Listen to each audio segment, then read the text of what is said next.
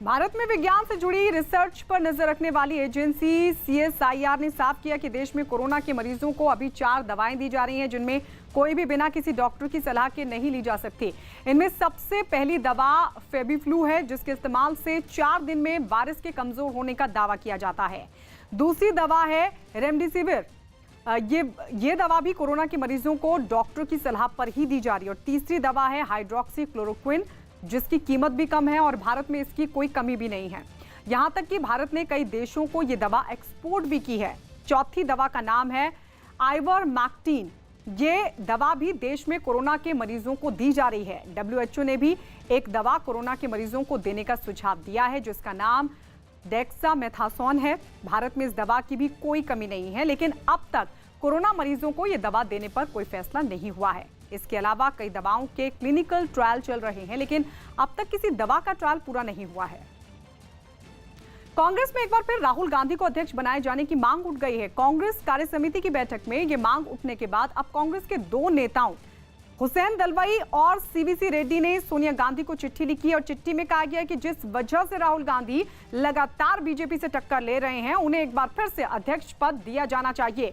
अशोक गहलोत ने सबसे पहले राहुल गांधी को दोबारा अध्यक्ष बनाए जाने की मांग रखी थी। दिल्ली में पुलिस ने मास्क नहीं पहनने वाले कुछ लोगों पर 500 रुपए का जुर्माना लगाया। दिल्ली में कोरोना के मामले तेजी से बढ़ने के बाद कुछ दिन पहले ही यह फैसला लिया गया था, जिस पर अमल भी शुरू कर दिया गया। और एक इलाके में पुलिस वाले बिना मास्क के घूम रहे कुछ लोगों को रोककर उनसे जुर्माना वसूलते नजर आए। इसके लिए वहां कई पुलिस वाले तैनात दिखे, जिन्होंने ऐसे लोगों को पहले रोका और फिर उनसे मास्क नहीं लगाने की वजह भी पूछी। हालांकि कुछ लोगों ने अपने मुंह को कपड़े से ढक रखा था, लेकिन पुलिस ने उन्हें मास्क पहनने की सलाह दी। इस बीच कई लोग ऐसे भी दिखे जिनके पास मास्क था, लेकिन उन्होंने उसे पहनने की जरूरत नहीं समझी। ऐसे लोगों को पुलिस ने उसी वक्त मास्क लगाने को कहा और फिर उनसे जुर्माना वसूला।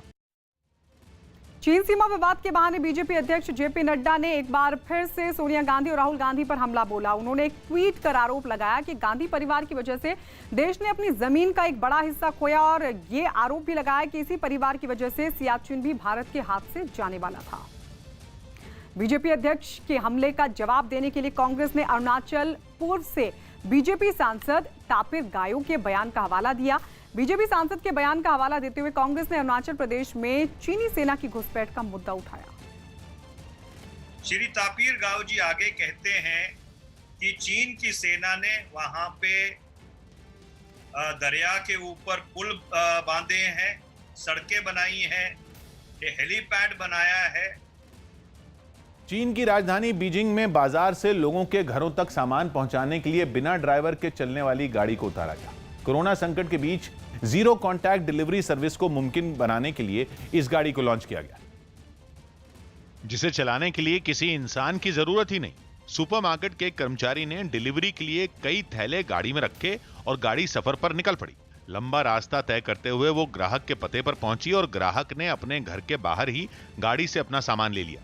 मतलब बिना किसी की मदद के गाड़ी ने खुद ब खुद सामान पहुंचा दिया। बताया गया कि इस गाड़ी में सैटेलाइट नेविगेशन सिस्टम लगा है, इसलिए ये अपना रास्ता नहीं भटकती। इसमें कैमरे भी लगे दिखे, जिनकी वजह से ये रास्ते में दूसरी गाड़ियों और लोगों से नहीं टकराती।